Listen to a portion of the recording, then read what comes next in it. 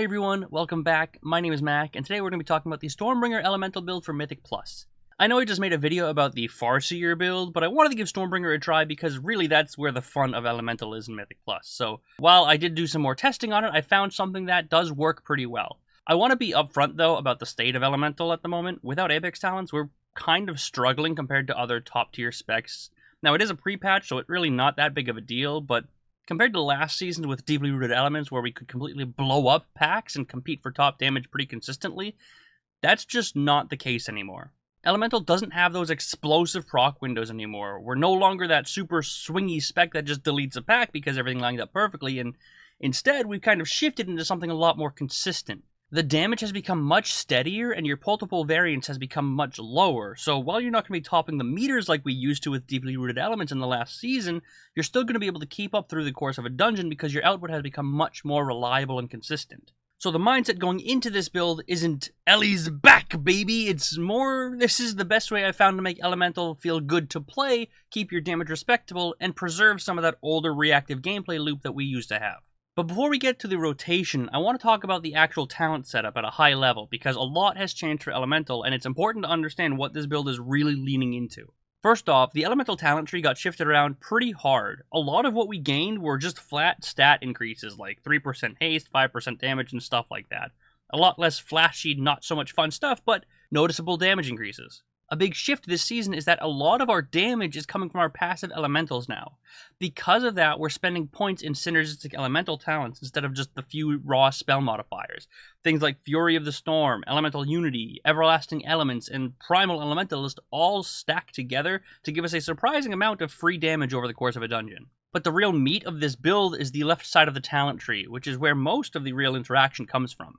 That path lets us pick up Power of the Elements for extra overload procs, Fusion of the Elements for free elemental blasts, and Lightning Rod for some consistent cleave damage. And even though we are going lightning focused, we are still going to pick up Voltaic Blaze and Purging Flames because they are just too important to skip. Between Voltaic Blaze and Inferno Arc, you are getting 10% damage on top increase to targets with your Flame Shock, plus a massive Maelstrom spike when you consume Purging Flames, which is one of the most important pieces of this new build. That one button effectively defines how your resource flow works in this entire build, so even though the tree is more passive now, that is still one of the few talents that actually changes how you play. Now, you might have noticed I said we're going the Lightning build without doing any of the Stormkeeper talents, and that is very intentional. Since we're investing so heavily in the Elementals-focused talents, we have to pick up Furies of the Storm, which means we lose the Stormkeeper cooldown reduction we could have gotten from that choice node. And since we didn't take that, there's no point in taking the Stormkeeper cooldown reduction of our hero talents, because then it's an awkward 45-second cooldown, and it makes it really awkward to line up with our Ascendance. So instead, we opt for the right side of the hero talents, leaving Stormkeeper at a 1-minute CD, which actually works out really well because it lines up perfectly with your Ascendance. That pairing is still where a lot of your real burst potential comes from, and even though Elemental isn't as explosive as it used to be, stacking Stormkeeper and Ascendance together gives you a very solid damage window. But the one talent I really want to specifically call out because it defines pretty much the entire build and is focused around it is Aftershock. It does a ton for your damage and really changes up how the spec actually feels to play compared to the Tectonic Collapse. Aftershock gives you a chance to refund Maelstrom you just spent, and in Mythic Plus, that effectively translates into free extra Earthquakes. Every time you get an Aftershock proc, that's basically another spender you didn't have to rebuild for, which massively smooths out your resource flow and spikes your damage on some bigger pulls. It also adds a bit back of the old reactive gameplay feel where sometimes the spec just goes off for a few globals. Without Aftershock, the rotation is way more rigid and feels a lot more starved of Maelstrom. And just to get a little nerdy for a second, because the choice between Tectonic Collapse and Aftershock looks like it might be a real decision, but in practice it's actually pretty simplistic. Tectonic Collapse gives you a flat 20% damage increase to your spenders. That's it. It's very easy, very consistent, and that's why a lot of the other builds have it in there, because it's just super easy to use and increases your damage. But Aftershock, on the other hand, gives you a 25% chance to refund your Maelstrom whenever you spend a spender. On paper, if you play this perfectly, which isn't realistic, but if you did, Aftershock is already about a 5% increase over Tectonic Collapse by default. But you're not necessarily perfect, so really that kind of evens out. The full story here includes that refunded spenders turn directly into more Earthquakes, and more Earthquakes doesn't just give you more damage, it also gives you more Lightning Rods that you're spreading across the packs. So it's not just giving you more spender cast, it's also passively increasing your cleave damage even higher through your lightning rod uptime. And even though it increases your damage, I cannot stress the importance of Aftershock in this build because it just makes the spec so much better feeling to play. But the last talent choice that I want to at least mention here, while it's not necessarily needed for this build, is worth talking about, is Molten Wrath and Master of the Elements. Molten Wrath is the simple option that just gives you a flat 15% damage increase to Lava Burst. It's super consistent, easy to use, and you never have to think about it ever. Master of the Elements, on the other hand, is what brings back your elemental weaving. After you cast Lava Burst, you cast another spell and it deals 15% more damage. This happens to line up really well since we pick up Elemental Blast in this build, which does a significant amount of your damage in single target. Admittedly, I haven't fully tested this yet, and it does add a bit more complexity back to your rotation, but on paper, it does have real potential to be better if you're clean about weaving it in properly. Okay, but now let's talk about the rotation, because there's a bit more nuance to this build than the previous Farseer build I talked about in my last video. At a high level, the rotation is simpler than it used to be in the last season, but the skill gap remains the same, all about your Maelstrom management. Your DPS lives or dies by how cleanly you generate, how efficiently you dump it, and how many earthquakes you can fit into each pull without overcapping or wasting resources. If you get nothing else from this section, it is that Earthquake uptime and Maelstrom flow are the entire game for Elemental in Mythic Plus right now. Let's start off with the larger AoE pulls of 5 or more targets. The entire goal here is to turn Chain Lightning into Maelstrom and then convert that Maelstrom into as many Earthquakes as possible. Your first priority is Earthquake. If you have Maelstrom for it, you generally just spend it. Pressing Earthquake as soon as it's available does 2 really important things for this build.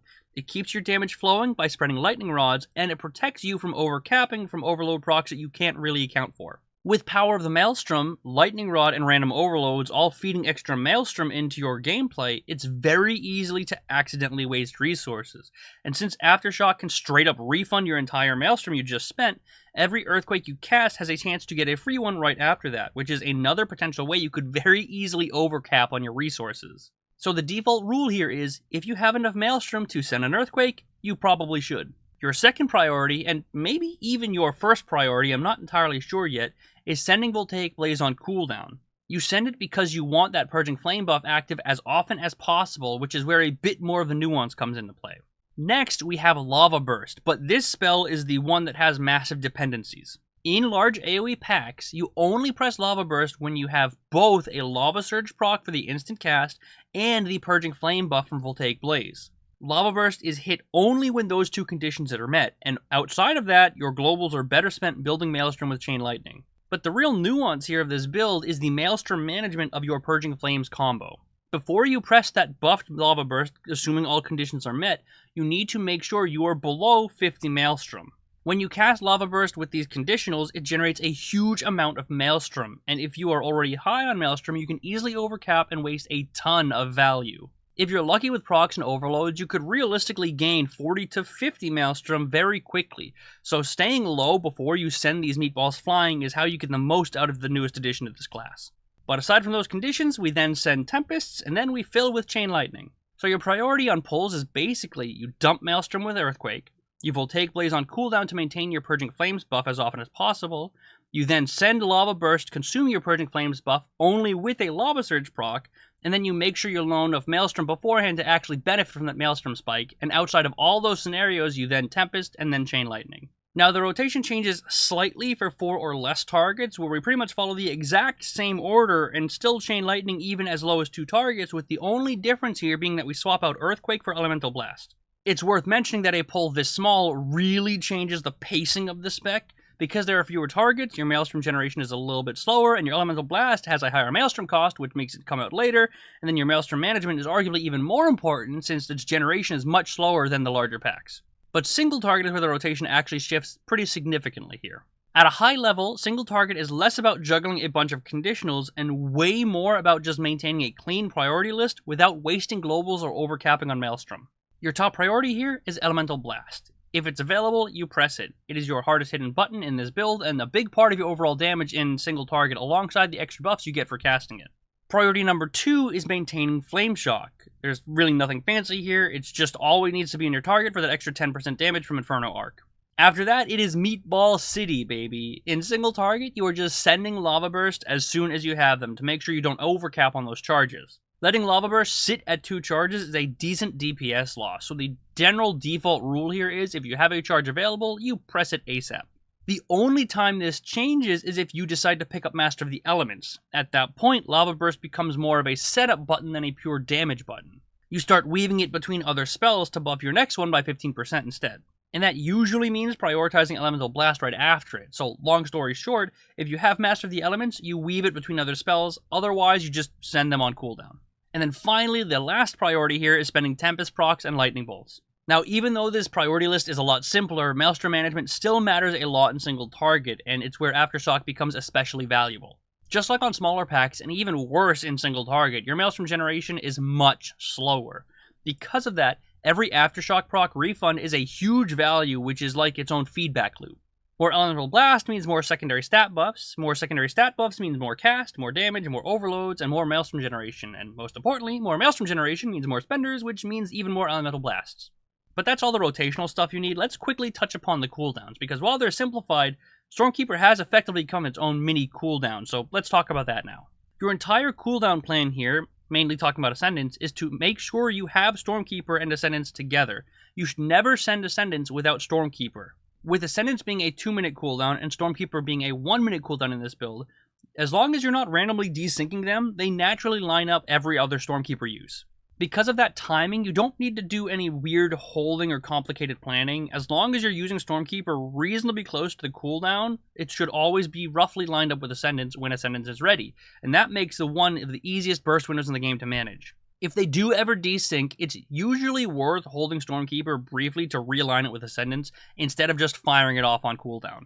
Maximizing your Maelstrom generation and spending inside of your Ascendance window is way more valuable than getting 1 or 2 off-cycle Stormkeepers over the course of a dungeon. But to wrap this all up, I want to zoom back out to the big picture, because that's what actually matters when you're trying to make Elemental work in Mythic Plus right now. It's not a hyper-explosive, swingy spec like it used to be. We don't have deeply rooted elements anymore, and we don't have Apex talents online, and we are not topping the meters on every massive pull like we used to last season. This is just the reality with where the spec is at. But what we do have this season is consistency. So if you're looking for the best way to make Elemental feel playable, stable, and rewarding in Mythic Plus right now, this is probably the setup I'd recommend starting with. I'll drop the talent string and UI stuff in the description below, and if you have any questions, or have been testing something different that feels better, throw it in the comments. I'm always down to theorycraft, my favorite class. But that's all I got for this one, so thank you very much for watching. I hope you enjoyed, and I'll see you next time.